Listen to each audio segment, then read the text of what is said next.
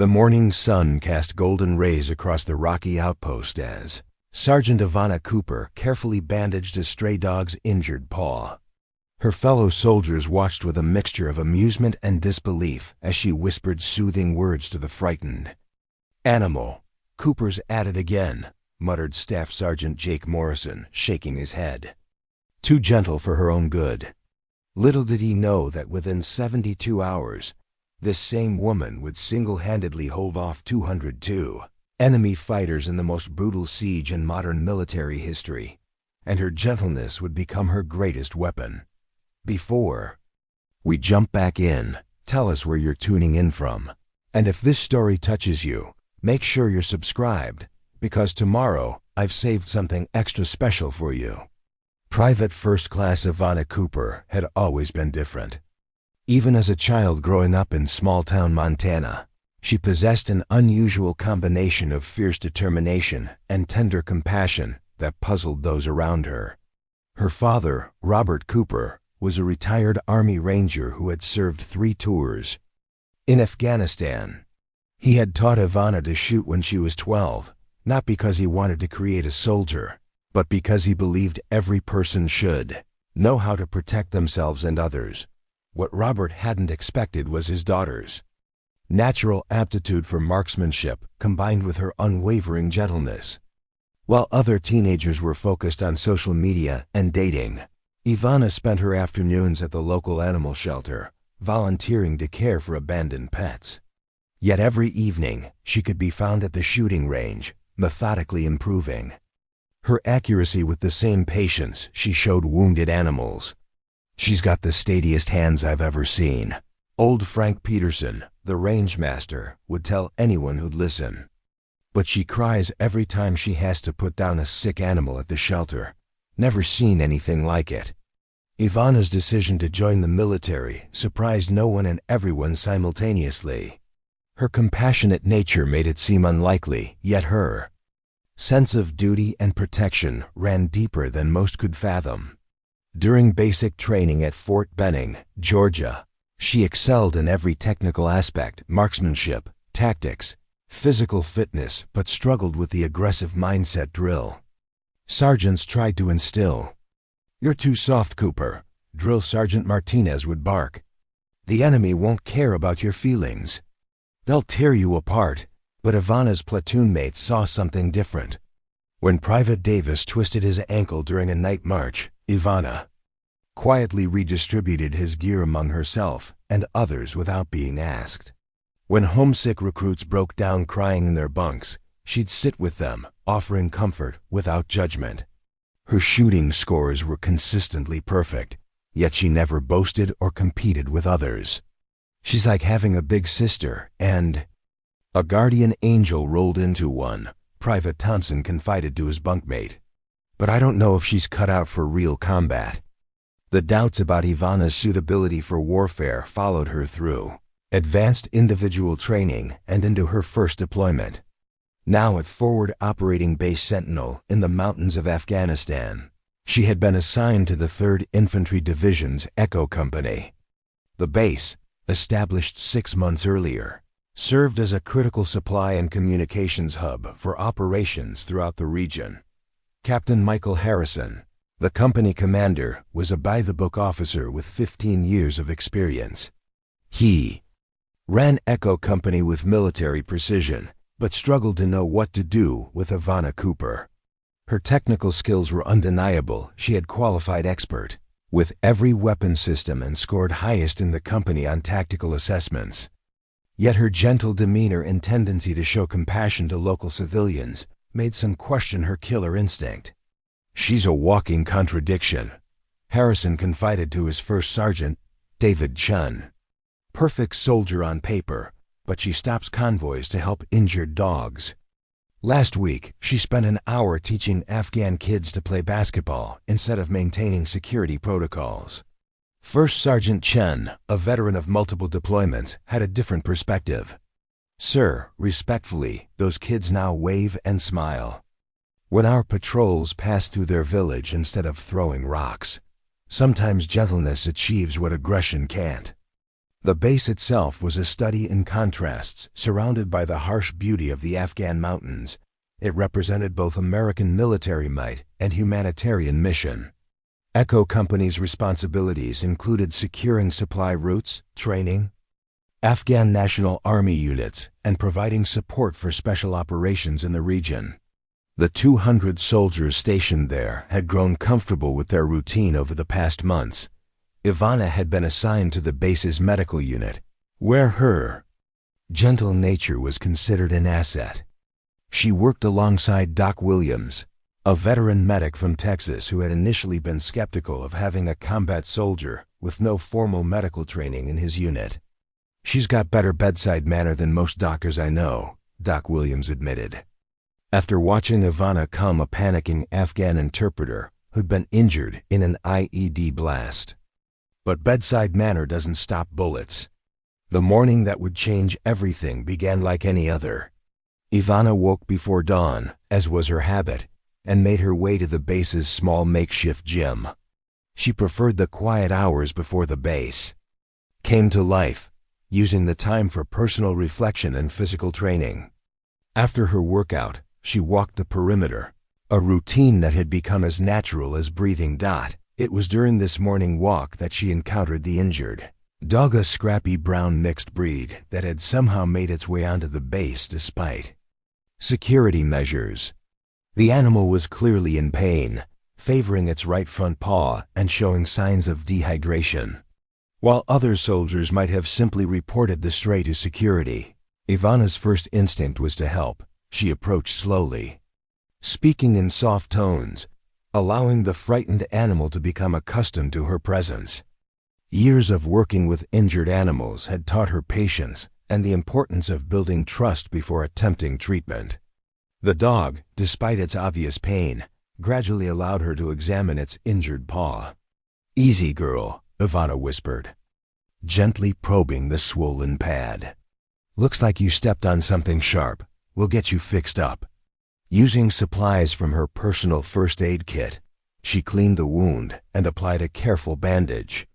The dog, sensing her benevolent intentions, remained calm throughout the process, occasionally licking Ivana's hand in gratitude. It was this scene that Staff Sergeant Morrison and several other soldiers witnessed as they made their way to the mess hall for breakfast. Morrison, a career infantry soldier from Detroit, had little patience for what he saw as misplaced priorities. "Cooper, what the hell are you doing?" he demanded, his voice carrying the authority of rank and experience. "We've got real responsibilities here." Ivana looked up calmly, continuing to secure the bandage. "Just helping an injured animal, Sergeant. Won't take much longer." "This isn't a damn veterinary clinic," Morrison continued, his frustration evident. "You're supposed to be a soldier, not a bleeding heart volunteer." Specialist Amanda Foster, one of the few other women in the company, watched the exchange with interest. She had been at the base for 8 months and had observed the dynamics between Ivana and some of the male soldiers. There was respect for Ivana's technical competence, but persistent doubts about her psychological readiness for combat. "Maybe she should transfer to the Peace Corps," whispered Corporal James Butler to his buddy. "This gentleness thing is going to get someone killed when the shooting starts." But Sergeant First Class Maria Santos, a veteran of 3 deployments, had a different perspective. She had been watching Ivana closely since her arrival at the base 2 months earlier. Santos recognized something in the younger woman that others missed: a quiet strength that didn't require aggression to prove itself. "You know what I see when I watch Cooper?" Santos told Butler later that morning. "I see someone who understands what we're really fighting for. It's easy to be hard. It takes real strength to stay gentle in a place like this." The conversation was interrupted by the arrival of Captain Harrison, who had heard about the morning's incident through the informal communication network that existed in every military unit. His approach was measured, reflecting his struggle to balance military discipline with recognition of individual strengths. "Cooper, I need to see you in my office after breakfast," he announced, his tone neutral but firm. Ivana nodded respectfully. finishing her care of the dog before standing to face her commanding officer. "Yes, sir, I'll be there." As the group dispersed toward the mess hall, Ivana remained behind for a moment, watching as the dog tentatively tested its bandaged paw. The animal looked up at her with what seemed like gratitude before limping away toward the base's outer perimeter. What none of them knew was that in less than 72 hours, Ivana's ability to see beyond immediate threats, to think strategically while maintaining her humanity, and to remain calm under unimaginable pressure would be the only thing standing between Echo Company and complete annihilation. Her gentleness, which so many viewed as a weakness, would prove to be the very quality that allowed her to see solutions others missed and maintain clarity when chaos reigned. The irony would not be lost on those who survived what was to come, that the soldier they deemed too gentle for battle would display a form of controlled ferocity that was more devastating than any aggressive posturing.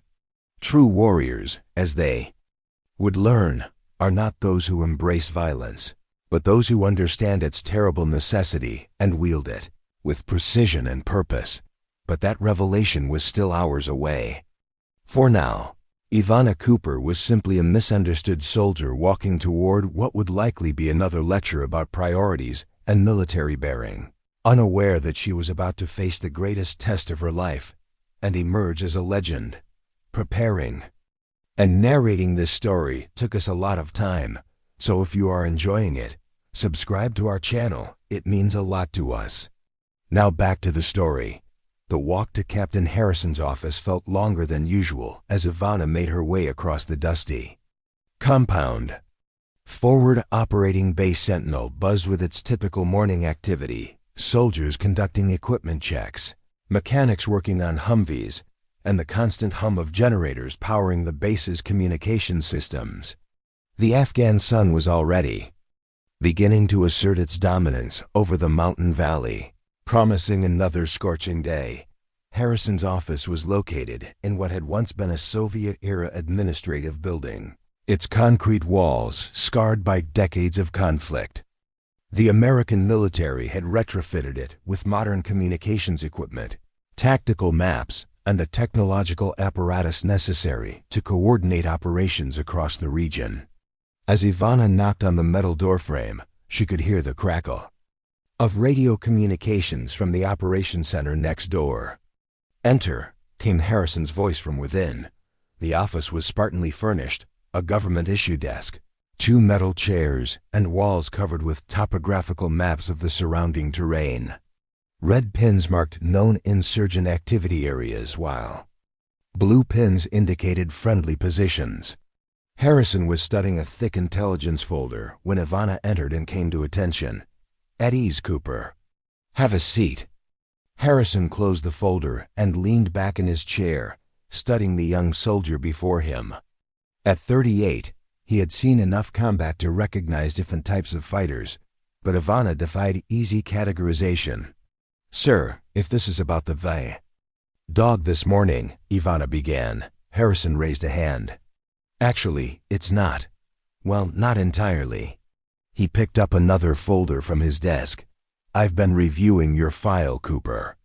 Your marksmanship scores are exceptional. Your tactical knowledge tests are consistently perfect.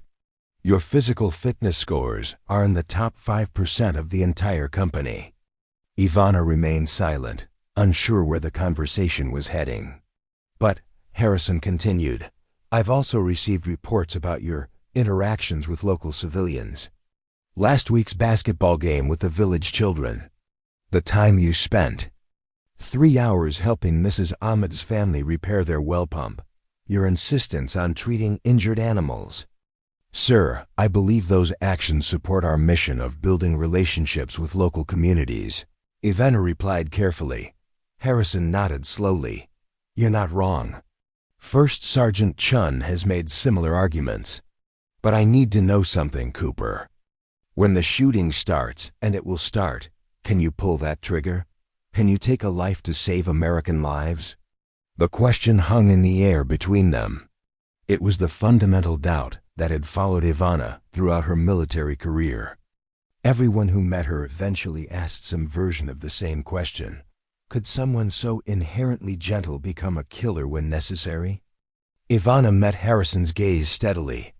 "Sir, I joined the Army to protect people. If taking a life is necessary to protect American soldiers or innocent civilians, I won't hesitate.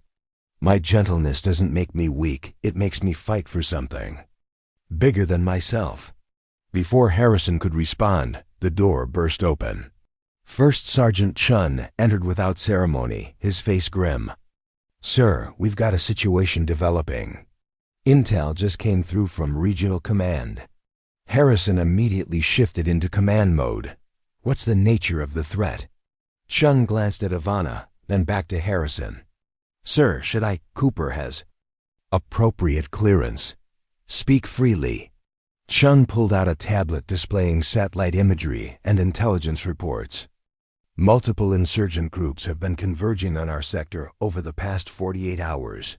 We're looking at an estimated force of 200+ fighters, well-armed and coordinated. This isn't random, it's planned." Harrison studied the information, his expression growing more serious. "Target?" "U.S., sir. Intercept suggests they're planning a coordinated assault on Base Sentinel. The goal appears to be overrunning our position, capturing equipment and personnel, and making a propaganda statement." Ivana listened intently, her mind automatically processing the tactical implications. The base's defensive positions, ammunition supplies, and evacuation routes flashed through her thoughts. She had studied the terrain extensively during her off-duty hours, a habit that had earned her more teasing from fellow soldiers. "Timeline?" Harrison asked. "Potentially within the next 72 hours, possibly sooner." Harrison stood and moved to the large topographical map covering one wall. "Current troop strength? 197 personnel on base, sir. But Echo Company's 1st and 3rd platoons are out on patrol. They won't be back for another 18 hours. Alpha Company's 2nd platoon is conducting training exercises with Afghan National Army units at Forward Operating Base Granite, 30 clicks north." Ivana quickly did the math. That left approximately 80 combat-effective soldiers to defend, against a force more than twice their size. The numbers were daunting, but not impossible if they used the base's defensive advantages correctly. "Sir," Ivana spoke up, surprising both men. "Permission to speak?" Harrison nodded, curious about her perspective. "The insurgents will likely approach from the Northwest Valley. It provides the best cover for a large force. But that approach also funnels them into a kill zone if we position our assets correctly. The old Soviet defensive positions on the eastern ridge are still intact, with proper coordination." Chun and Harrison exchanged glances.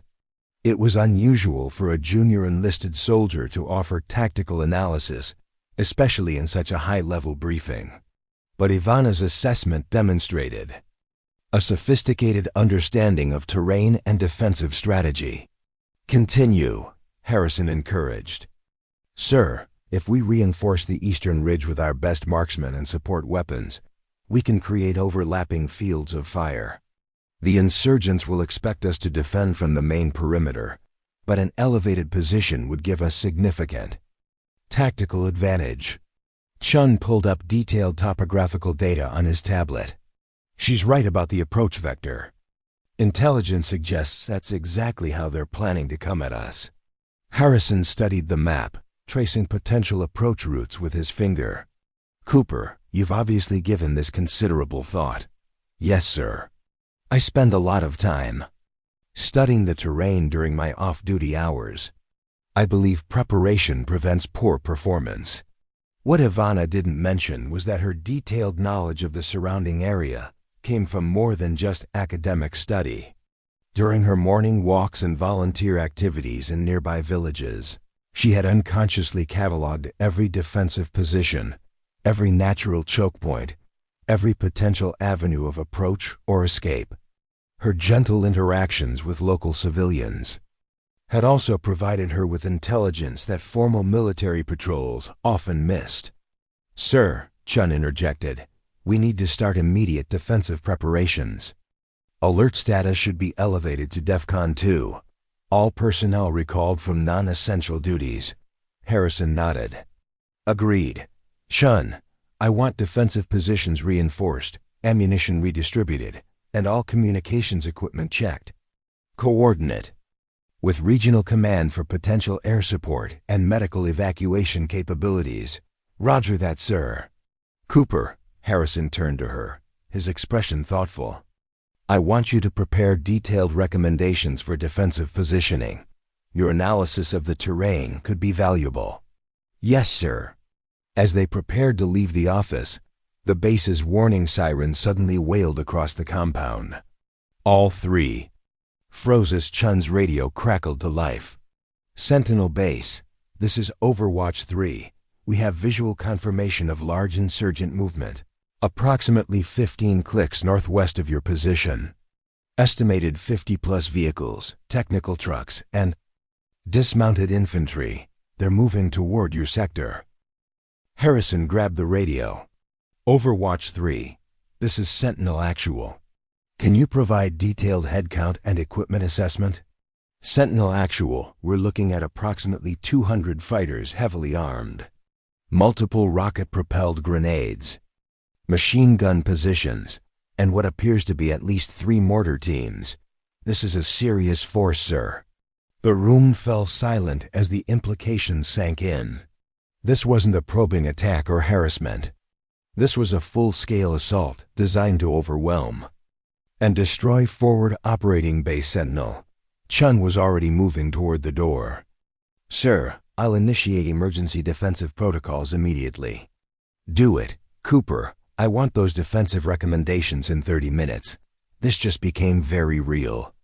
As Ivana left Harrison's office, her mind raced through calculations and possibilities. The base's defensive capabilities, ammunition stores, personnel positioning, and civilian evacuation procedures all needed immediate attention. But beneath the tactical analysis, a deeper understanding was forming. She walked quickly across the compound, observing the sudden increase in activity as word of the threat spread. Soldiers were checking weapons, reinforcing positions, and preparing for what could be the fight of their lives. Some showed nervousness, others grim determination, but all understood the gravity of the situation. Near the medical facility, Ivana spotted the dog she had treated that morning. The animal was still favoring its bandaged paw, but seemed alert and responsive. For a moment, their eyes met, and Ivana felt a strange sense of connection. Two beings trying to survive in a harsh environment, finding moments of gentleness amid the brutality. Doc Williams approached, medical supplies in hand. "Cooper, glad you're here. I'm setting up a triage area in the main bunker. We're going to need all hands." "Yes, sir." "I'll be ready. You nervous?" Doc asked, studying her face. Ivana considered the question. Was she nervous? Certainly the situation was dangerous. But mixed with her concern was something else, a sense of purpose, even clarity. This was what she had trained for, what all her preparation had been leading toward. "I'm focused, sir. We'll get through this." Doc nodded approvingly. "That's what I like to hear. Your calm presence is going to be valuable when things get chaotic." As Ivana made her way to prepare her defensive recommendations, she reflected on the irony of the situation. For months, her colleagues had questioned whether she was tough enough for combat. Now facing the greatest test any of them had ever encountered, her gentleness might be the very quality that kept them alive. The next 72 hours would determine whether Ivana Cooper was truly too gentle for battle, or whether her unique combination of compassion and skill would prove to be exactly what forward operating base Sentinel needed to survive against impossible odds. The next 18 hours transformed forward operating base Sentinel from a routine outpost into a fortress preparing for siege. Ivana worked tirelessly alongside her fellow soldiers, but her approach to the preparations differed markedly from the others.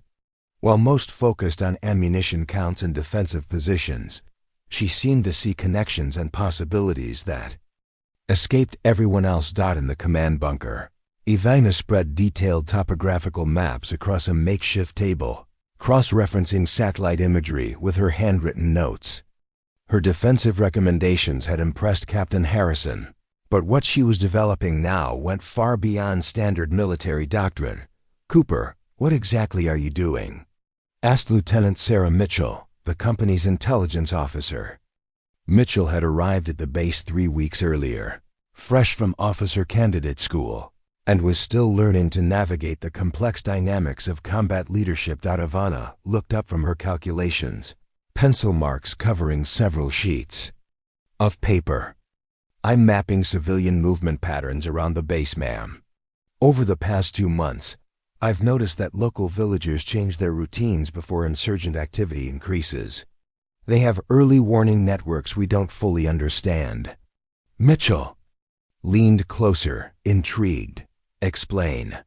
"Yesterday morning, Mrs. Amdi's family moved their livestock to the eastern pastures instead of the western ones. That's the 3rd time this month they've done that before insurgent attacks in our sector. The children from the village didn't come to the fence asking for candy or playing games like they usually do. Even the wild dogs have moved away from their normal territory." Lieutenant Mitchell studied Ivana's notes, impressed by the detailed observations. "You're suggesting the locals have advanced intelligence about insurgent movements?" "Not intelligence, ma'am. Survival instinct. These people have lived through decades of conflict. They can read signs we miss entirely." Sergeant First Class Santos entered the bunker, carrying a clipboard with personnel assignments. "Cooper, Harrison wants you on the eastern ridge with the sniper teams. Your terrain knowledge could be valuable up there." Ivana nodded, but her attention remained focused on the maps. "Sergeant, has anyone considered the possibility that this isn't just a standard assault?" Santos paused. "What do you mean?" "The numbers don't add up. 200 fighters converging on our position represents a massive commitment of resources. The insurgents know our defensive capabilities, our air support options, our reinforcement timelines. This level of coordination suggests something more than just overrunning a forward operating base." Lieutenant Mitchell and Sergeant Santos exchanged glances. Ivana's analysis was venturing into strategic territory typically reserved for senior officers and intelligence specialists. "Continue," Santos encouraged. Ivana pointed to specific locations on the map. "Base Sentinel controls access to 3 major supply routes serving the entire northern sector. If insurgents can hold this position for even 24 hours, they disrupt coalition operations across a 100-square-kilometer area. But more importantly," she traced her route with her finger across the topographical lines, "this base sits on the most defensible high ground in the region. If they can capture and hold it, they create a permanent stronghold that would take weeks to dislodge and significant casualties to retake." Santos whistled softly. "You're saying they're not planning a hit-and-run attack?" "No, Sergeant. I think they're planning to stay." The implications of Ivana's assessment were sobering. A temporary attack could be weathered with defensive positions and air support. But a sustained siege would require different strategies entirely. Lieutenant Mitchell grabbed her radio. "I need to brief Captain Harrison immediately." As Mitchell left to report Ivana's analysis, Santos remained behind, studying the younger soldier with new appreciation. "Cooper, where did you learn to think strategically like this?" Ivana carefully folded her maps. "My father taught me to see the bigger picture, Sergeant. He said gentle people have to be smarter because they can't rely on brute force alone." "Your father was in the military?" "Army Ranger. 3 tours in Afghanistan. He used to say that the most dangerous enemies are the ones who understand patience." Ivana shouldered her equipment pack. "I think we're about to face very patient enemies." The afternoon sun beat down mercilessly as soldiers across the base implemented final defensive preparations. Ammunition was redistributed to key positions, communications equipment was checked and rechecked, and medical supplies were positioned for easy access during combat. Ivana made her way to the eastern ridge, where Staff Sergeant Morrison was positioning the base's sniper teams. Morrison had been skeptical of Ivana's assignment to his element, but orders were orders. "Cooper, you'll be spotting for Sergeant Kelly," Morrison announced, indicating a position overlooking the northwestern approach valley. "Kelly's our best long-range shooter. Your job is to identify targets and estimate ranges." Sergeant David Kelly, a lanky Texan with 15 years of military service, looked up from adjusting his scope. "No offense, Cooper, but spotting requires more than just good eyes. You need to understand wind patterns, heat distortion, target movement prediction." "I understand, Sergeant," Ivana replied quietly. "I've studied ballistics extensively." Kelly raised an eyebrow. "Studied is different from applied. When bullets start flying, book learning doesn't always translate." Rather than argue, Ivana simply nodded and began organizing her observation equipment. She had learned long ago that proving herself through actions was more effective than defending her capabilities with words. As evening approached, the base took on an eerie quiet. Normal administrative activities had ceased, replaced by the tense anticipation of impending combat. Soldiers checked their weapons repeatedly, wrote letters home they might never send, and engaged in the nervous conversations that preceded battle. Ivana found herself thinking about the injured dog from that morning. The animal had disappeared during the afternoon preparations, likely sensing the tension and danger that humans could only intellectually understand. Animals possess survival instincts that civilization had dulled in people. "Cooper, Sergeant," Kelly called softly. "Take a look through these binos and tell me what you see." Ivana accepted the high-powered binoculars and began scanning the northwestern valley. The fading light created complex shadows across the terrain, but her trained eyes methodically examined each potential hiding spot. "Movement at 11 o'clock. Approximately 1,200 meters, she reported. "Single individual, appears to be conducting reconnaissance." Kelly peered through his rifle scope. "I don't see anything." "Below the large boulder formation, next to the dead tree. He's wearing tan clothing and has been stationary for approximately 4 minutes. Kelly adjusted his scope and searched for several moments before finally spotting the figure. "I'll be damned good eyes, Cooper." As darkness fell, the true scale of Ivana's observational skills became apparent. While other spotters struggled with the diminished visibility, she continued identifying distant movements and potential threats with uncanny accuracy. "How are you doing that?" Kelly whispered after Ivana had correctly identified 3 separate reconnaissance positions that he had missed entirely. "I watch for what doesn't belong," she replied softly. "My father taught me that nature has patterns. When something breaks those patterns, it's usually human." Around midnight, the base's perimeter sensors began detecting increased activity in the surrounding area. Captain Harrison's voice crackled through radio communications, alerting all positions to heightened readiness. "All stations, this is Sentinel Actual. Drone surveillance confirms large-scale insurgent movement, beginning approximately 3 clicks from our position. Estimated time to contact, 6 hours. All personnel maintain alert status and prepare for sustained engagement." The announcement sent a ripple of tension through the defensive positions. 6 hours until the battle began. 6 hours to finalize preparations and steel themselves for what could be their last fight. Ivana continued her methodical observation of the approaches. But her mind was also processing evacuation routes, ammunition conservation strategies, and civilian protection protocols. Her gentle nature compelled her to consider not just how to fight the coming battle, but how to minimize casualties on all sides. "Kelly," she said quietly, "when the shooting starts, remember that every shot needs to count. We're going to be outnumbered more than 2 to 1. Kelly nodded grimly. Roger that. We'll make every bullet matter. As the pre-dawn hours approached, Ivana reflected on the strange journey that had brought her to this moment. 18 months ago she had been a small-town girl helping injured animals and practicing marksmanship in Montana. Now she was preparing to face the greatest test of her life, her gentleness intact, but tempered by the understanding that sometimes violence was the only way to protect innocence. The irony wasn't lost on her that in a few hours her colleagues would finally get their answer to the question that had followed her throughout her military career. Could someone too gentle for battle become an effective warrior when necessary? The answer would come with the dawn, written in gunfire and determination across the mountains of Afghanistan. Dawn broke with deceptive tranquility over the Afghan mountains. The golden light that had once seemed peaceful now cast ominous shadows.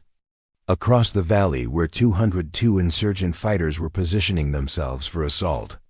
At exactly 0547 hours, the silence shattered. The first mortar round impacted near the base's communications tower, sending a thunderous boom across forward operating base Sentinel. Within seconds, the air filled with the distinctive whine of incoming artillery and the sharp crack of small arms fire.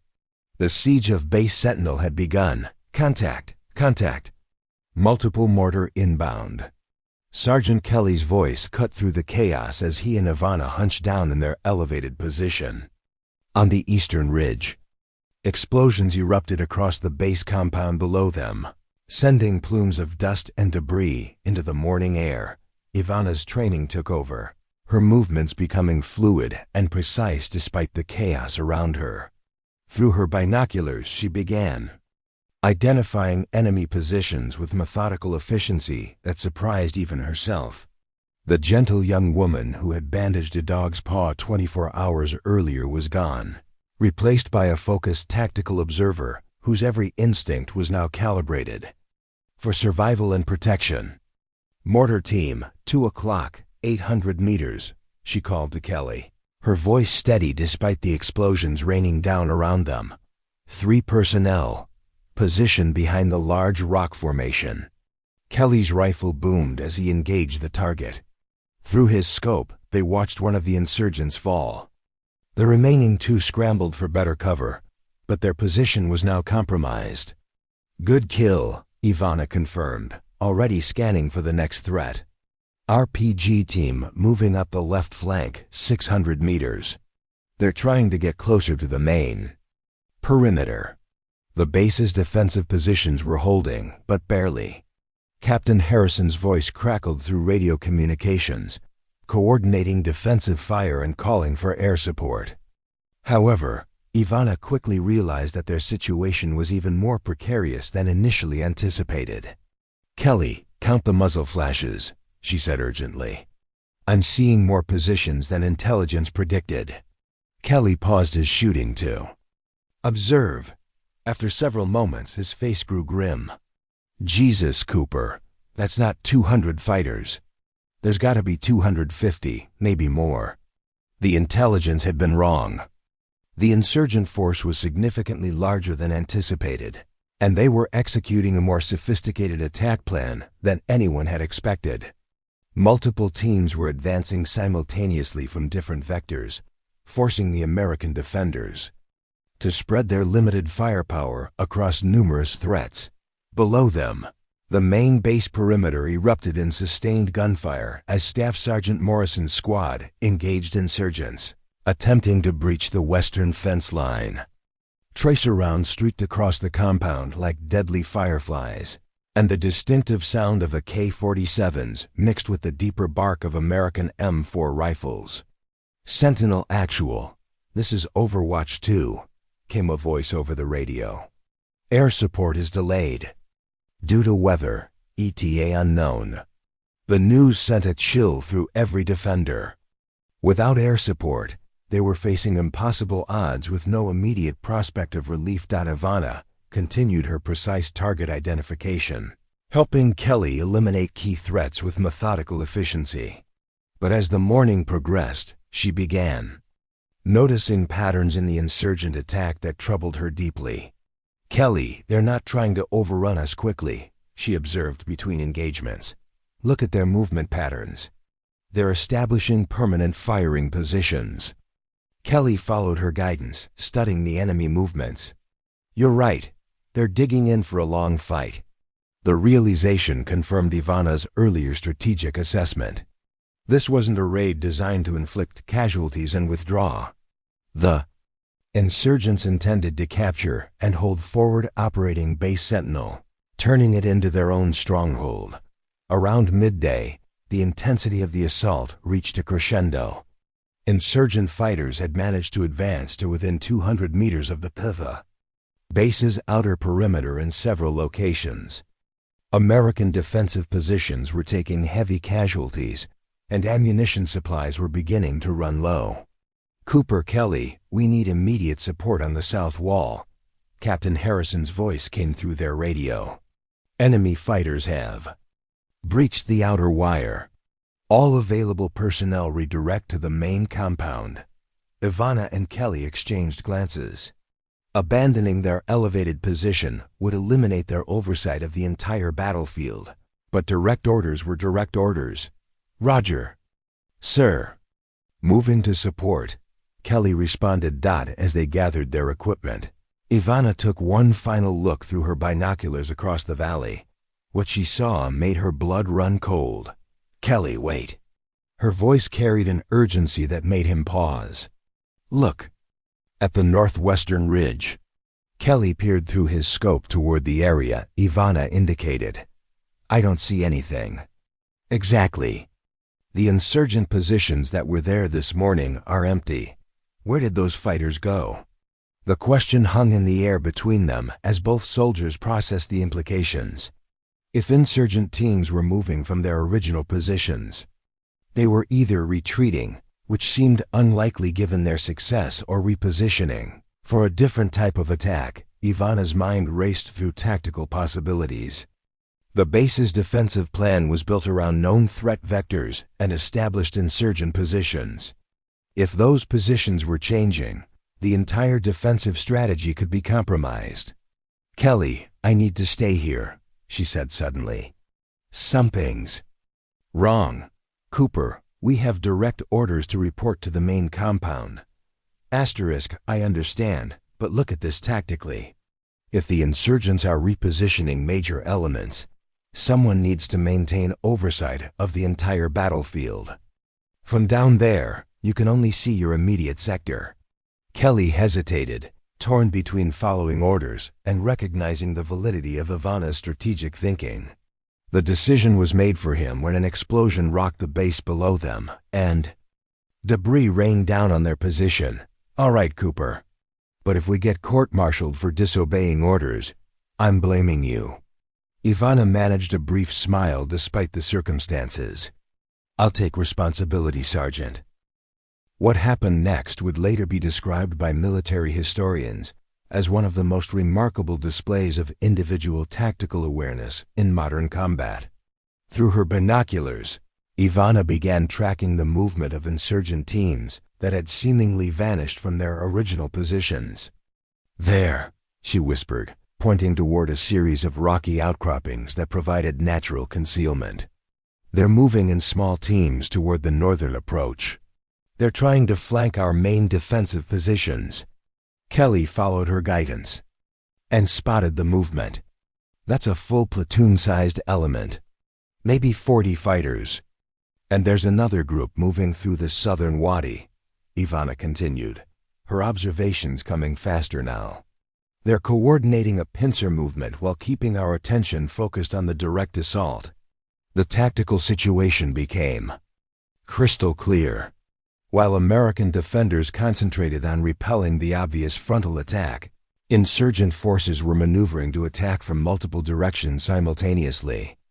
When the flanking movements reached their positions, the base would be caught in a crossfire that would quickly overwhelm their defensive capabilities. "Kelly, we need to warn them immediately." "Sentinel Actual, this is Kelly on the eastern ridge." The sergeant called into his radio. "We have eyes on major enemy flanking movements. Large elements moving to positions for coordinated assault from multiple vectors. Captain Harrison's response was immediate and tense. "Kelly, I ordered you to report to the main compound. What's your current position?" "Sir, we maintained overwatch capability." Cooper identified insurgent repositioning that threatens the entire defensive plan. A pause then. "Explain." Ivana took the radio from Kelly. "Sir, this is Cooper. Insurgent forces are executing a sophisticated pincer movement. The frontal assault is a diversion. Main attack will come from flanking positions they're currently establishing." Another pause, longer this time. Harrison was undoubtedly processing this information against the current tactical situation and weighing the credibility of intelligence from a junior enlisted soldier. "Cooper, can you provide accurate target coordinates for these flanking elements?" "Yes, sir. Ready to transmit." "Send it." All defensive positions, prepare to redirect fire based on Cooper's target identification. As Ivana began calling out precise coordinates for the repositioning insurgent forces, she felt a strange sense of clarity wash over her. This was the moment her father had prepared her for, without either of them realizing it.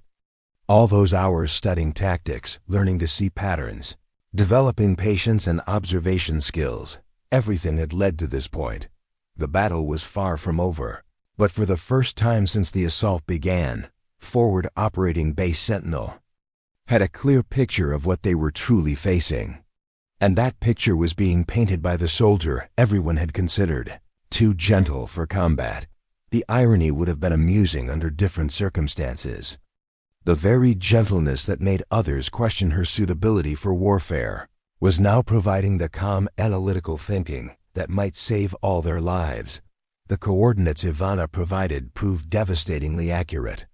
Within minutes of her radio transmission, American defensive fire redirected toward the flanking insurgent positions, catching them completely off guard. The carefully planned pincer movement that should have overwhelmed the base instead became a deadly trap for the attackers. Direct hit on northern flanking element, Sergeant Kelly reported as his precision shots found their marks. Enemy forces in disarray. But Ivana's attention had already shifted to a new development that sent ice through her veins. Through her binoculars, she watched as a third group of insurgents, one that hadn't appeared in any intelligence estimates, emerged from concealed positions in the southern ravine. "Kelly, we have a problem," she said quietly, her voice carrying the weight of terrible realization. "There's another element we missed. Approximately 50 fighters moving through the southern approach." Kelly swung his scope toward the area Ivana indicated. What he saw defied their worst expectations. Not only was there a significant insurgent force moving through terrain they had considered impassable, but these fighters were carrying heavy weapons, mortar, machine guns, and what appeared to be anti-tank missiles. "Jesus Christ," Kelly whispered. "They've been planning this for months." The tactical picture that emerged was sobering beyond measure. The insurgents hadn't just assembled a large force. They had conducted detailed reconnaissance, identified weaknesses in the base's defensive plan, and positioned heavy weapons in locations that would allow them to devastate the American positions. Ivana's mind raced through the implications. Base's ammunition supplies were already running low from the sustained fighting. Most defensive positions were focused on the known threat vectors, and now they faced a fresh assault from an unexpected direction by fighters carrying weapons that could penetrate their defensive positions. "Sentinel Actual, this is Cooper," she transmitted, knowing that protocol demanded she let Kelly, as the senior soldier, make reports. But circumstances had moved beyond normal protocol. Additional enemy element identified. Estimate 50 fighters, with heavy weapons approaching through southern ravine. They have clear fields of fire on our main defensive positions. Captain Harrison's response was immediate. "Cooper, confirm heavy weapons identification." "Confirmed, mortar. At least 2 heavy machine gun teams, and what appears to be RPG-7 South or similar anti-tank weapons, sir." A long pause followed. Harrison was undoubtedly calculating ammunition supplies, personnel positioning, and the mathematical reality that his 80 remaining defenders were now facing. Nearly 300 enemy fighters attacking from multiple directions with superior firepower. "All positions, this is Sentinel Actual." Harrison's voice came through the radio with forced calm. "Prepare for sustained defensive action. Conserve ammunition and maintain discipline. Air support remains delayed." Ivana heard the unspoken message. In Harrison's transmission, they were on their own, facing impossible odds with no immediate prospect of relief. The next few hours would determine whether forward operating base Sentinel would hold or fall. "Cooper," Kelly said quietly, "I need you to do something for me." She looked at him, noting the serious expression on his weathered face. "If things go bad, and they might, I need you to take this rifle and get to the communications bunker. You're the best shot on this base, and someone needs to coordinate final defensive fire if the perimeter is breached." Ivana understood what Kelly wasn't saying directly. He was asking her to prepare for the possibility that he and other senior soldiers might not survive the coming assault. The responsibility for the base's final defense might fall to her. "Kelly, we're going to get through this," she replied, but accepted his rifle scope adjustment tools and memorized his 0 settings just in case. The Southern Ravine. Assault began at 1347 hours with a concentrated mortar barrage that shook entire base. Unlike the scattered harassment fire from earlier in the day, these rounds were precisely targeted at specific defensive positions. Someone had provided the insurgents with detailed intelligence about the base's layout. "Incoming! Incoming!" Voices shouted across the compound as soldiers dove for cover. Explosions erupted in sequence across the main perimeter, systematically targeting communication equipment, ammunition storage areas, and key defensive positions. From her elevated position, Ivana watched the devastating effectiveness of the bombardment. This wasn't random fire. It was surgical destruction of the base's defensive capabilities. "They have inside information," she told Kelly grimly. "Those targets are too specific to be lucky guesses." Kelly nodded, chambering another round. "Someone fed them intelligence about our positions." The implications were terrifying. The insurgents weren't just overwhelming the base with superior numbers. They were attacking with precise knowledge of American defensive plans, equipment, locations, and personnel positions. As the mortar barrage lifted, the Southern insurgent force advanced with disciplined precision. Unlike the chaotic assault from the morning, these fighters moved with military efficiency, using terrain features for cover and advancing in coordinated fire teams. "They're not insurgents," Ivana observed suddenly. "Look at their movement patterns. That's professional military training." Kelly studied the advancing force through his scope. "You're right. Those are professional soldiers, not village fighters." The realization changed everything. Forward operating base Sentinel wasn't facing a large but disorganized insurgent attack. They were confronting a professional military force that had planned this operation with surgical precision. "Sentinel Actual, this is Cooper," Ivana transmitted urgently. "Enemy forces display professional military training and coordination. This is not a typical insurgent assault." Harrison's response carried new tension. "Cooper, explain your assessment." "Sir, enemy movement patterns, equipment positioning, and tactical coordination indicate formal military training. We may be facing foreign military advisors or special forces units." The pause that followed was longer than usual. If Ivana's assessment was correct, the strategic implications extended far beyond forward operating base Sentinel.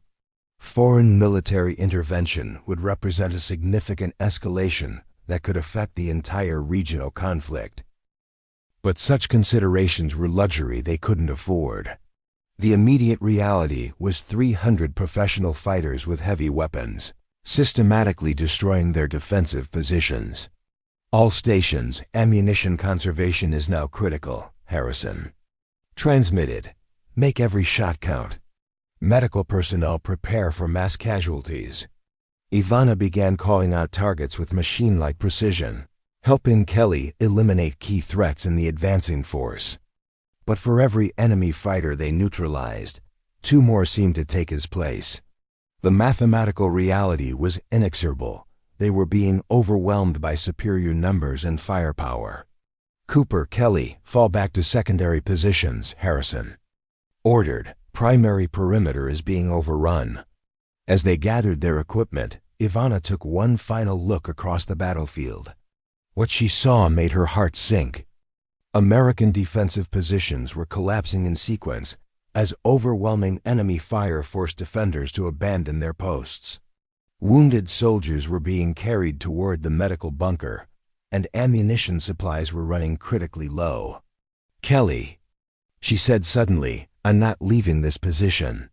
Cooper, we have direct orders. Look at the tactical situation. Kelly, once we abandon this elevation, no one will have oversight of the entire battlefield. The base's final defense will be blind. Kelly hesitated, understanding her logic but unwilling to disobey direct orders again. Go, Ivana said firmly. Report to Captain Harrison. Tell him I'm maintaining overwatch for final defensive coordination. Cooper, you can't hold this position alone against that many fighters. Ivana looked at her fellow soldier, her expression calm despite the chaos around them. Kelly, my whole life, people have told me I'm too gentle for this. Maybe they're right, but gentle doesn't mean helpless. She accepted Kelly's rifle as he reluctantly prepared to withdraw. Besides, someone needs to see what others miss. That's what my father taught me. As Kelly disappeared down the ridge toward the main compound, Ivana settled into a shooting position that would allow her to observe and engage across multiple threat vectors. She had approximately 200 rounds of ammunition, facing nearly 300 enemy fighters who were systematically overrunning her base. The mathematics were impossible, but Ivana Cooper had never been one to accept impossible as final answer. Her gentleness had taught her patience, observation, and precision. Now those qualities would be tested against odds that defied rational hope. The afternoon sun cast long shadows across the valley as she adjusted her scope and began the most important shooting of her life. Below her, forward operating base Sentinel was fighting for its existence, and the outcome might well depend on one gentle soldier who refused to abandon her post. Alone on the eastern ridge, Ivana Cooper faced a moment that would define not just her life, but military legend. The afternoon sun was beginning its descent toward the western mountains, casting increasingly long shadows across the valley where 202 enemy fighters were methodically advancing toward forward operating base Sentinel. From her elevated position, she could see the entire tactical picture with crystalline clarity, and it was utterly hopeless. The base's outer perimeter had been breached in 3 locations. American defenders were falling back to increasingly compressed defensive positions. Around the central compound, ammunition was running critically low, and wounded soldiers were being moved to the medical bunker that might soon become their tomb. Ivana adjusted her scope and took inventory of her situation. She had Kelly's precision rifle with 200 rounds of ammunition, her own sidearm with 3 magazines, 4 fragmentation grenades, and a commanding view of every approach to the base. Against her, a professional military force with overwhelming numerical superiority, heavy weapons, and detailed intelligence about American defensive positions.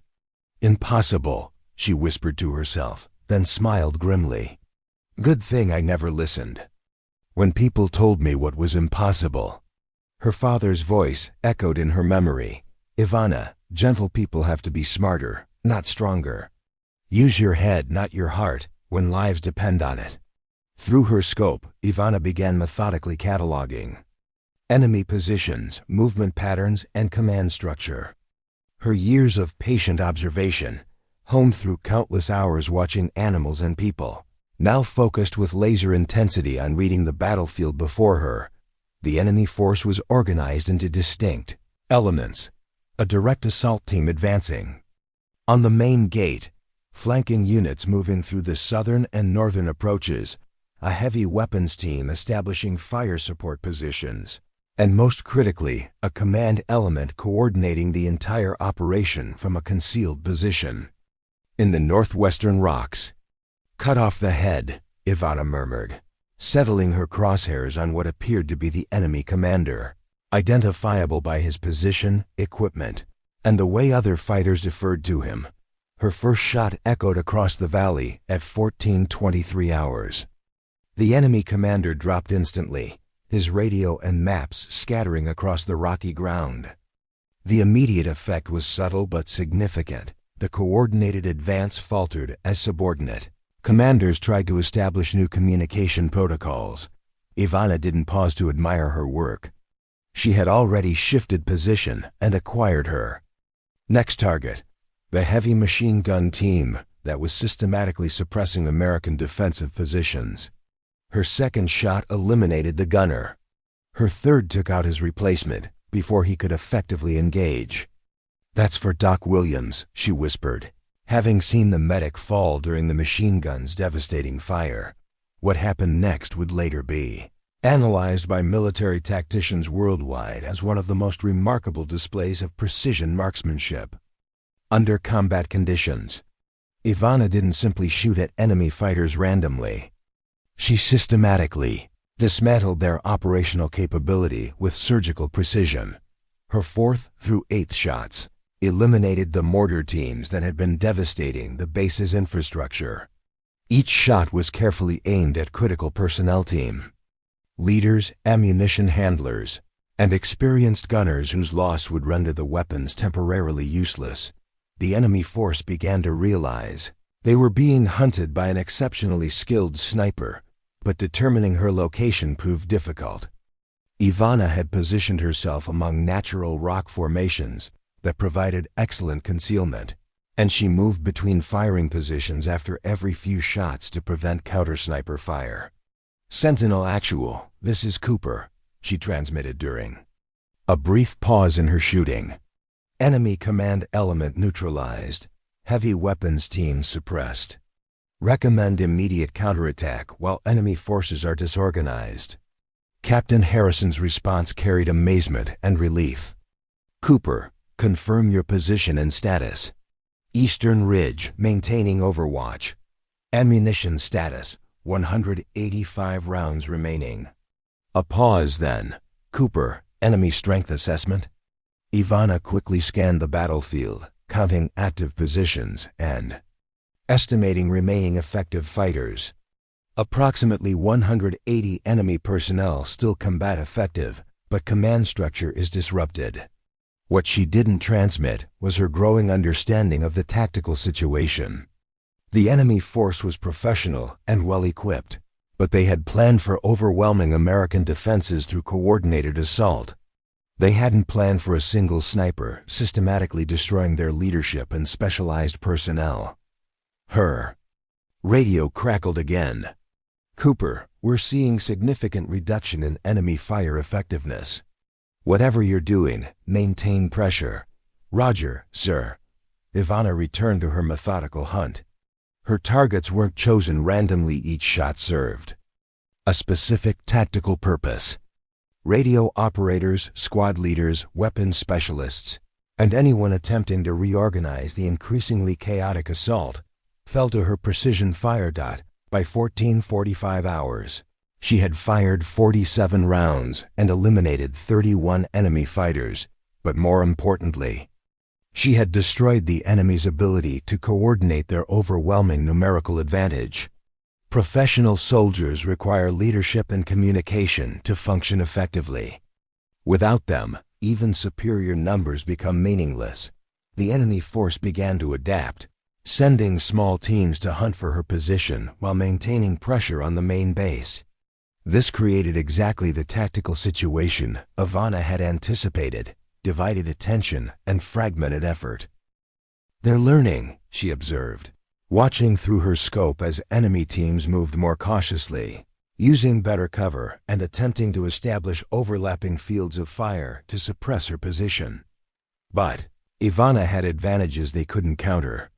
Her intimate knowledge of the terrain, developed through months of quiet observation, allowed her to predict their movement patterns.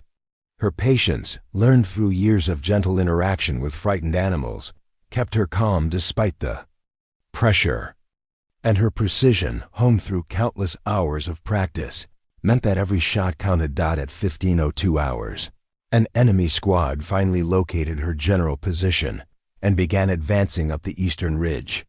Ivana calmly repositioned to a secondary firing point she had prepared earlier, then systematically eliminated the ascending fighters one by one as they exposed themselves on the steep terrain. 8 down, she counted softly, then transmitted to the base. Enemy hunter team neutralized, continuing overwatch. But ammunition was becoming a critical concern. She had fired 78 rounds and had 122 remaining. Simple mathematics dictated that she couldn't eliminate all 150-plus remaining enemy fighters with individual shots. She needed a different approach. Through her scope, Ivana noticed something that sparked an idea born from her gentle observation of natural patterns. The enemy forces were unconsciously herding themselves into natural choke points as they sought cover from her fire. Years of watching animal behavior had taught her to recognize gathering patterns and predict movement flows.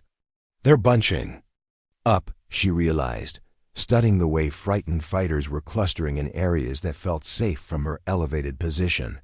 Ivana reached for her fragmentation grenades, calculating angles and timing with the same precision she applied to rifle shots. Her first grenade landed perfectly among a group of 8 fighters who had taken cover behind a rock formation, believing themselves safe from direct fire. The explosion not only eliminated the immediate threat, but created panic among nearby enemy units. Professional training competed with survival instinct as fighters tried to maintain tactical discipline while seeking protection from an enemy they couldn't locate or suppress. Her second grenade found an ammunition cache the enemy had established for sustained assault. The secondary explosion sent shockwaves across the valley and eliminated another 12 fighters while destroying critical supplies. "Secondary explosions indicate successful target," she reported to Captain Harrison. "Enemy ammunition supplies compromised." By 15:30 hours, Ivana had fundamentally altered the tactical situation. What had begun as a coordinated assault by overwhelming force had devolved into a series of desperate attacks by increasingly disorganized groups. The enemy's numerical advantage remained significant, but their professional effectiveness had been systematically destroyed. More importantly, her actions had given the base's defenders time to reorganize, redistribute ammunition, and establish better defensive positions. American defensive fire was becoming more effective as enemy suppression decreased. But Ivana knew the most dangerous phase was still approaching. Desperate enemies often became more dangerous, not less. And she was running low on ammunition with approximately 90 rounds remaining against an estimated 120 enemy fighters still in the field. The afternoon shadows were lengthening, and the enemy force was preparing for what would likely be their final assault. Ivana Cooper, the soldier considered too gentle for combat, prepared to prove that gentleness combined with skill and determination could indeed hold the line against impossible odds. The shadows grew longer as the afternoon sun continued its descent, and with them came the enemy's final desperate gambit. At 15:47 hours, the remaining insurgent forces, now reduced to approximately 120 fighters, began massing for what Ivana recognized as an all-or-nothing assault on forward operating base Sentinel. Through her scope, she watched with growing concern as the enemy abandoned their previous tactical discipline. Desperation was replacing professionalism, and desperate fighters often proved more dangerous than organized ones. They had nothing left to lose. "Sentinel Actual, this is Cooper," she transmitted, her voice calm despite the gravity of what she was observing. "Enemy forces consolidating for final assault. Estimate 120 personnel preparing coordinated attack from multiple vectors." "Captain." Harrison's response carried exhaustion, but also something new hope. "Cooper, your actions have given us time to reorganize. We've redistributed ammunition and established fallback positions. How's your supply situation?" Ivana checked her remaining rounds. 87 rounds remaining, sir. 2 grenades. A pause. "Cooper, that's remarkable work. Can you maintain position for final engagement?" Looking across the valley at the massing enemy force, Ivana felt a strange sense of peace settle over her. This was the moment everything had led to all. Her training, all her father's lessons about seeing what others missed, all the quiet hours of preparation that her colleagues had dismissed as excessive. "Roger, sir. Maintaining overwatch." What Ivana didn't transmit was her growing realization that 87 rounds wouldn't be sufficient to stop 120 determined fighters if they maintained their assault discipline. She needed to do more than simply shoot accurately. She needed to break their will to fight. The enemy's final assault began at 15:56 hours with a coordinated rush from 3 directions. Unlike their previous methodical advance, this was raw aggression designed to overwhelm American defenses through sheer momentum and violence. But Ivana had spent the past 20 minutes studying their assembly patterns and had identified something crucial. The enemy force had naturally divided into 3 distinct groups, each following a specific leader. Professional military units maintain discipline through leadership hierarchy, and even desperate fighters follow familiar command structures. "Leadership targets," she murmured, settling into her final shooting position. "Cut off the heads, and the bodies don't know where to go." Her first shot of the final engagement eliminated the leader of the northern assault group just as his team crossed the 400-meter mark. The immediate effect was exactly what she had anticipated. The advancing fighters hesitated, looking around for new leadership that wasn't immediately available. Ivana's second shot took out the southern group's leader before his team could react to their northern colleagues' confusion. Now 2/3 of the assault force was operating without clear command structure, their previous momentum faltering, but the Western Assault Group, led by what appeared to be the most experienced remaining commander, adapted quickly. This leader had observed the fate of his colleagues and was directing his fighters to advance, using covered routes that made precision shooting more difficult. "Smart," Ivana acknowledged, shifting her aim to counter this new threat. But the Western Group's leader had made one critical error. He was attempting to coordinate all 3 assault groups through radio communication, making himself a high-value target. Ivana's third shot ended the enemy's final attempt at coordinated assault. With all 3 group leaders eliminated, the attacking force devolved into individual fighters or small teams, operating without overall tactical guidance. The psychological impact was immediate and devastating. Professional soldiers could maintain discipline under fire when they understood their mission and trusted their leadership. But fighters operating in chaos, watching their commanders fall to an invisible enemy, began to experience the corrosive effects of fear and uncertainty. From her elevated position, Ivana could see the assault beginning to fragment. Some fighters continued advancing out of momentum or desperation, while others began seeking cover or even withdrawing. The coordinated, overwhelming force had become a disjointed collection of individual threats. "Now," she whispered, beginning the most intensive period of shooting in her life. For the next 18 minutes, Ivana Cooper demonstrated marksmanship that would later be studied in military academies worldwide. But more than technical skill, she displayed an almost supernatural ability to read battlefield psychology and target selection. She didn't simply shoot at the closest or most obvious targets.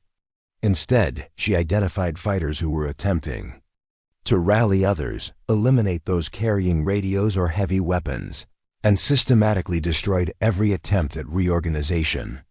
Each shot served a specific purpose in dismantling the enemy's remaining combat. Effectiveness: a fighter attempting to coordinate a flanking movement, eliminated. A squad leader trying to establish a base of fire, eliminated. An experienced soldier teaching others how to advance under sniper fire, eliminated. 32 rounds, she counted at 16-14 hours, noting that she had eliminated another 19 enemy fighters while completely disrupting their assault momentum. But the most critical moment was yet to come. Through her scope, Ivana observed something that sent ice through her veins.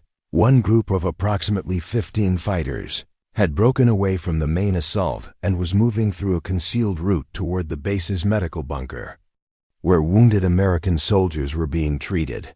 The mathematical reality was stark.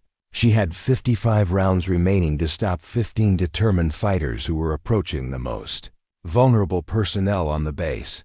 Miss rate couldn't exceed 15%, and that assumed every hit would be immediately incapacitating. Sentinel actual. Enemy element approaching medical facility, she transmitted urgently. 15 fighters, 200 meters from your position and closing. Harrison's response was immediate. We don't have personnel available to intercept. Medical staff are treating critical wounded, Ivana understood. The base's remaining defenders were fully committed to holding other positions. The medical bunker, containing Doc Williams and several critically wounded soldiers, was defenseless against 15 armed fighters. Roger, sir. I have them. What followed would later be described by witnesses as the most remarkable display of precision shooting under pressure in modern military history. Ivana had to engage 15 moving targets across varied terrain while ensuring that every shot counted, because missing might mean the death of wounded American soldiers who couldn't defend themselves. Her first shot stopped the lead fighter at 180 meters. Her second eliminated the team's heavy weapons carrier before he could establish fire support. Her third, fourth, and fifth shots systematically neutralized the fighters carrying breaching charges, intended to blow open the medical bunker's protective barriers. The remaining 10 fighters realized they were under precision fire and began taking evasive action, but Ivana had anticipated this. Years of hunting experience had taught her to lead moving targets, and her gentle patience allowed her to wait for optimal shooting opportunities rather than rushing shots. At 16-22 hours, her 15th consecutive hit eliminated the last fighter threatening the medical facility. 15 shots, 15 kills, all at ranges exceeding 150 meters against moving targets. The medical bunker was secure. Threat to medical facility neutralized, she reported, her voice steady despite the emotional weight of what she had just accomplished. All personnel safe. Doc Williams' voice came through the radio, emotion evident despite his professional training. Cooper, this is Williams. You just saved 6 wounded soldiers who couldn't defend themselves. I don't know how to thank you. But Ivana's attention was already focused on the larger tactical picture. The elimination of the medical facility assault team had broken the enemy's remaining cohesion. Surviving fighters were now operating as individuals or very small groups, their original mission abandoned in favor of simple survival. Through her scope, she could see fighters beginning to withdraw from the immediate area around the base. Some were moving back toward their original assembly areas, while others appeared to be seeking escape routes through the surrounding mountains. Sentinel actual, this is Cooper. Enemy assault appears to be faltering. Multiple fighters withdrawing from base perimeter. Harrison's response carried amazement and relief. Cooper, confirm enemy withdrawal? Confirmed, sir. Organized resistance has collapsed. Estimate 40 to 50 fighters remaining in the immediate area, but they're operating individually or in very small groups. The silence that followed spoke volumes. Forward Operating Base Sentinel had survived an assault by overwhelming force through the actions of a single soldier, whom everyone had considered too gentle for combat. As the sun continued its descent toward the western mountains, Ivana Cooper maintained her vigil on the eastern ridge, ensuring that the enemy withdrawal was genuine and not a tactical feint. She had 40 rounds remaining and the determination to use every one if necessary to protect her fellow soldiers. As darkness began to settle over the mountains of Afghanistan, an eerie silence descended upon Forward Operating Base Sentinel. The cacophony of gunfire, explosions, and desperate radio transmissions that had defined the day was replaced by the tentative quiet of survival. Ivana Cooper remained motionless on the eastern ridge, her rifle trained on the valley below, watching the last scattered enemy fighters disappear into the gathering shadows. At 1847 hours, nearly 13 hours after the first mortar round had shattered the morning calm, Captain Harrison's voice crackled through her radio with words that would echo through military history. "All stations, this is Sentinel Actual. Enemy forces have withdrawn from the immediate area. Base security is restored. Outstanding work, everyone." A pause, then. "Cooper, report to the command bunker when you're ready." And Cooper, "Words aren't sufficient." Ivana slowly rose from her shooting position, her body protesting after hours of motionless vigilance. She had fired 163 rounds, eliminated 89 enemy fighters, disrupted countless tactical movements, and single-handedly prevented the overrun of Forward Operating Base Sentinel. The mathematics were staggering, but the human cost of her actions weighed more heavily on her gentle soul. As she gathered her equipment and began the descent from the ridge, Ivana reflected on the day's events. Each shot had been necessary, each target a direct threat to American lives, but taking human life, even in defense of others, left scars that marksmanship training couldn't prepare anyone for. The injured dog she had bandaged that morning emerged from behind a rocky outcropping, limping on its bandaged paw but alive. The animal approached cautiously, sensing the change in her demeanor. Ivana knelt and gently stroked the dog's head, finding strange comfort in the simple act of kindness. "We both survived," she whispered to the animal. "That's something." The walk back to the base revealed the full scope of the day's devastation. Mortar craters scarred the compound, damaged buildings bore the scars of sustained gunfire, and debris from destroyed equipment littered the ground. But American flags still flew, and American soldiers were still alive to defend them. At the main gate, Sergeant Kelly waited with an expression of awe and disbelief. "Cooper, what you did today, ... I've been in the Army for 15 years, and I've never seen anything like it." Staff Sergeant Morrison stood beside him, the same man who had criticized Ivana's gentleness that morning. His expression had transformed completely. "Cooper, I owe you an apology. I owe everyone here an apology. I was wrong about what makes a warrior." As word of Ivana's actions spread throughout the base, soldiers began gathering despite their exhaustion. Specialist Foster approached with tears in her eyes. "My brother was in the medical bunker. You saved his life." Doc Williams limped forward, his own wounds bandaged but not life-threatening. "Ivana, those 15 fighters were 30 seconds from breaching our perimeter. The wounded soldiers couldn't be moved, couldn't defend themselves.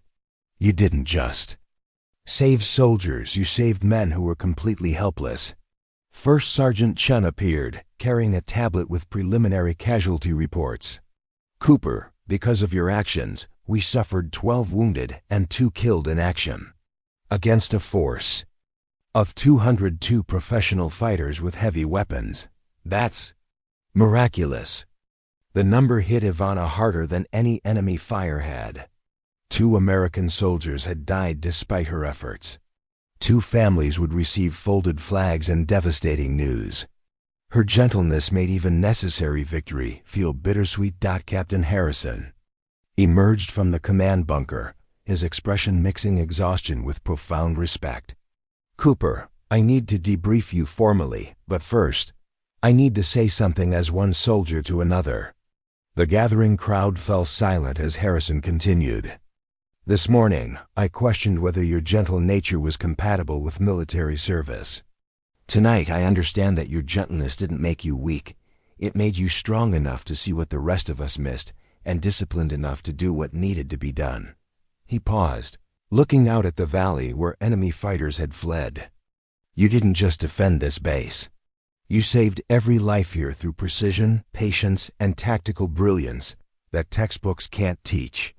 Lieutenant Mitchell approached with an encrypted communication device. "Ma'am, Regional Command is requesting immediate debriefing. News of today's action has reached the Pentagon." The formal debriefing lasted 3 hours as Ivana methodically recounted her actions, target selections, and tactical observations. Military intelligence officers documented every detail, recognizing that her performance would be studied for decades to come. "Cooper," asked Colonel Patricia Davis, who had arrived by helicopter from Regional Command, "you eliminated 89 enemy fighters in sustained combat while maintaining tactical overwatch of the entire battlefield. How do you explain this level of performance?" Ivana considered the question carefully.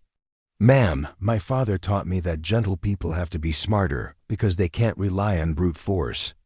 I learned to see patterns, to be patient, to think several moves ahead. When violence became necessary, to protect others, those skills translated to tactical effectiveness. And the psychological pressure, facing overwhelming odds alone? Ma'am, caring for injured animals taught me to stay calm when others are in pain. Protecting people I care about gave me purpose that was stronger than fear." 3 weeks later, Ivana stood in dress uniform at the Pentagon as Secretary of Defense James Thompson prepared to present her with the Medal of Honor, the nation's highest military decoration. The citation would read, in part, "For conspicuous gallantry and intrepidity at the risk of life above and beyond the call of duty, while serving as a marksman with Echo Company, 3rd Infantry Division, during enemy assault on forward operating Base Sentinel, Afghanistan." But more meaningful to Ivana were the letters she had received from fellow soldiers, their families, and even some of the Afghan civilians who had witnessed her actions. One letter from the widow of Sergeant Martinez, one of the 2 soldiers killed in action, particularly moved her. "My husband died protecting others, just as you lived protecting others. Your gentleness honored his sacrifice by saving so many more." The ceremony concluded with a private meeting in the Oval Office, where the President asked her about the future of military service for women in combat roles. "Mr. President," Ivana replied, "I believe the military should judge people by their capabilities, not their perceived weaknesses. Some of the strongest people I know are also the gentlest. Strength isn't about being hard, it's about being unbreakable when others depend on you." 6 months later, Sergeant First Class Ivana Cooper stood before a new class of military recruits at Fort Benning, Georgia, serving as an instructor in advanced marksmanship and tactical awareness. Her students were diverse men and women of different backgrounds, all eager to learn from the soldier who had redefined what it meant to be a warrior. "Excellence in military service isn't about fitting a stereotype," she told her students during their first class. "It's about developing your unique strengths and applying them with discipline and purpose. Some of you will lead through aggression, others through intellect, and others through compassion. All paths can lead to victory if you're willing to work harder than everyone else expects." Private Jennifer Hayes, a young recruit from rural Texas, raised her hand. "Sergeant Cooper, how do you balance being a warrior with being human?" Ivana smiled, remembering her own struggles with the same question. "You don't balance them. Private, you integrate them. Your humanity, your capacity for compassion and protection, is what makes you worth defending. Never lose sight of what you're fighting for." As the class concluded, Ivana walked across the base where she had once been considered too gentle for military service. The irony wasn't lost on her that she was now training the next generation of soldiers in the very qualities that had once been questioned. That evening, she called her father in Montana. "Dad, I wanted to thank you for teaching me to see what others miss." Robert Cooper's voice carried pride and emotion. "Ivana, I taught you to shoot and to think. But the courage, the determination, the ability to stay gentle in a harsh world, that came from inside you. Your mother would have been so proud." As Ivana hung up the phone, she reflected on the journey that had brought her from a small town in Montana to the corridors of the Pentagon and back to Fort Benning. She had proven that gentleness and strength weren't opposing forces. They were complementary virtues that, when combined with skill and determination, could overcome impossible odds. The story of the soldier who was too gentle for battle but held off 202 enemies single-handedly would be told for generations to come.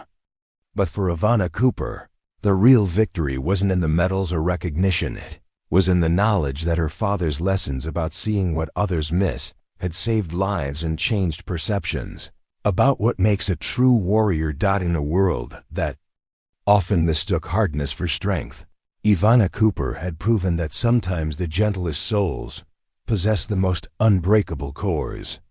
And in the mountains of Afghanistan, on a day when everything seemed lost, that unbreakable core had been exactly what Forward Operating Base Sentinel needed to survive against impossible odds. The legend was born not from aggression or brutality, but from precision, patience, and the quiet determination of someone who understood that true strength comes from protecting others, not from proving dominance over them. Up next, you've got two more standout stories right on your screen. If this one hits the mark, you won't want to pass these up. Just click and check them out. And don't forget to like, subscribe, and turn on the notification bell so you don't miss any upload from us.